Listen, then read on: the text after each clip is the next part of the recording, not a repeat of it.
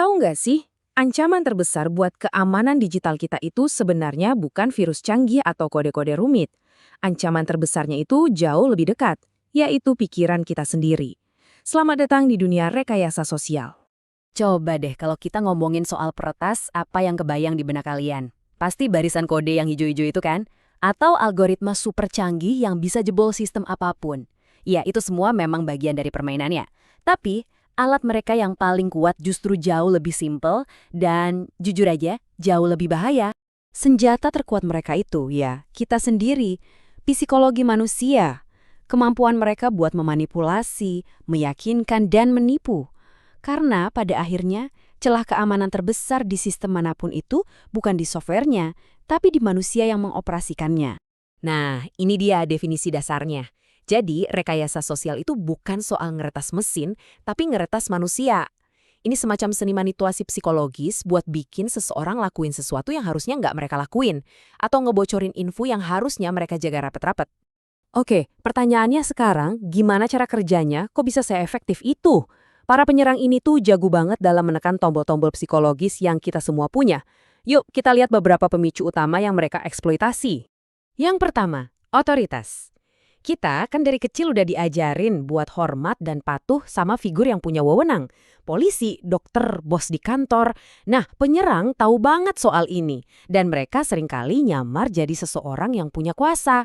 Nah, ini contoh klasiknya. Dengan pura-pura jadi orang dari departemen IT, penyerang ini manfaatin kecenderungan alami kita buat nurut sama orang yang kelihatannya lebih paham teknis. Hasilnya, kita bisa aja, tanpa pikir panjang, ngasih kunci digital kita gitu aja.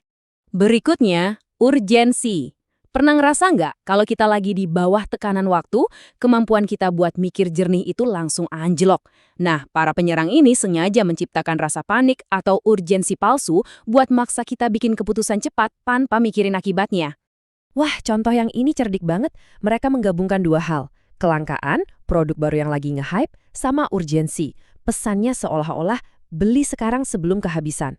Kita panik, buru-buru klik tautannya, dan tanpa sadar, kita udah masuk ke situs web berbahaya yang siap nyolong data kita.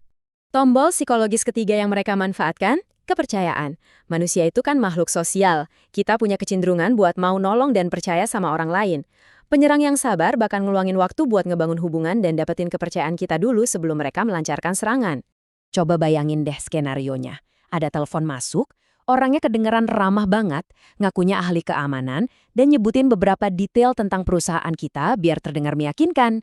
Dia bangun hubungan baik, lalu dengan kedok membantu, dia nuntun kita buat nginstal software jahat di sistem kita. Kepercayaan kita dijadiin senjata.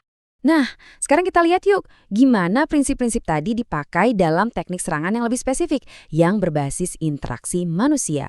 Kita mulai dari peniruan identitas atau impersonasi. Oke, ini taktik yang paling dasar. Pura-pura jadi karyawan biasa.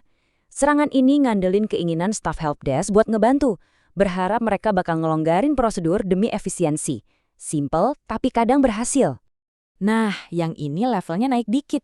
Dengan bawa-bawa nama besar kayak CFO, penyerang, nambahin tekanan otoritas sekaligus urgensi.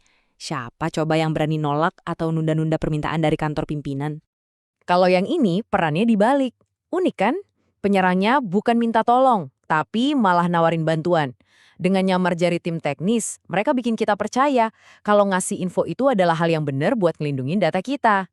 Tentu aja, rekayasa sosial itu nggak cuma terjadi lewat telepon atau ketemu langsung. Yuk kita bedah gimana para penyerang ini menggunakan prinsip yang sama di dunia digital. Phishing, mungkin ini yang paling sering kita dengar ya. Intinya mereka itu mancing informasi sensitif dari kita.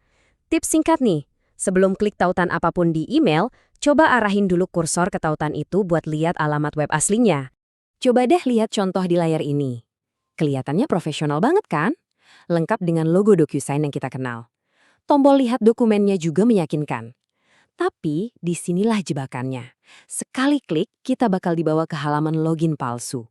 Begitu kita masukin password, data itu langsung terkirim ke si peretas. Kalau phishing itu kayak mancing. Nah, baiting ini lebih kayak pasang perangkap pakai umpan yang super menggiurkan. Teknik ini mainin dua sifat manusia yang kuat banget, rasa penasaran dan keserakahan. Bayangin deh, Kamu lagi di lift, terus nemu USB drive dengan label kayak gitu. Apa yang bakal kamu lakuin? Rasa penasaran itu pemicu yang kuat banget. Mungkin kita mikir, cuma lihat isinya bentar doang. Tapi, begitu USB itu dicolok ke komputer, malware di dalamnya langsung aktif. Sistem kita pun terinfeksi. Umpan yang simpel, tapi efektif banget.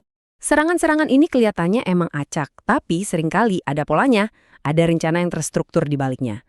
Yuk kita bongkar metodologi 4 langkah yang biasa dipakai sama para prekayasa sosial ini. Ini dia blueprint-nya. Pertama, mereka ngumpulin informasi soal target. Kedua, mereka milih orang-orang tertentu di dalam perusahaan. Ketiga, mereka bangun kepercayaan, persis seperti yang kita bahas tadi. Dan terakhir, setelah kepercayaan itu terbentuk, mereka manfaatin hubungan itu buat dapatin apa yang mereka mau. Setelah kita lihat semua teknik dan strategi ini, kita jadi sampai pada satu kesimpulan yang, jujur aja, agak bikin khawatir soal sifat asli dari ancaman ini. Dan ini dia inti masalahnya. Kita bisa aja punya firewall paling canggih, antivirus termahal, tapi nggak ada satupun dari teknologi itu yang bisa nambal kelemahan manusia. Serangan-serangan ini bisa ngelewatin semua pertahanan teknis karena mereka nargetin langsung operatornya, yaitu kita. Ini ngebawa kita ke pertanyaan terakhir yang paling penting. Kalau teknologi nggak bisa sepenuhnya ngelindungin kita, terus apa dong? Jawabannya ada di dalam diri kita sendiri. Kesadaran, sikap skeptis yang sehat, dan kebiasaan buat selalu verifikasi ulang.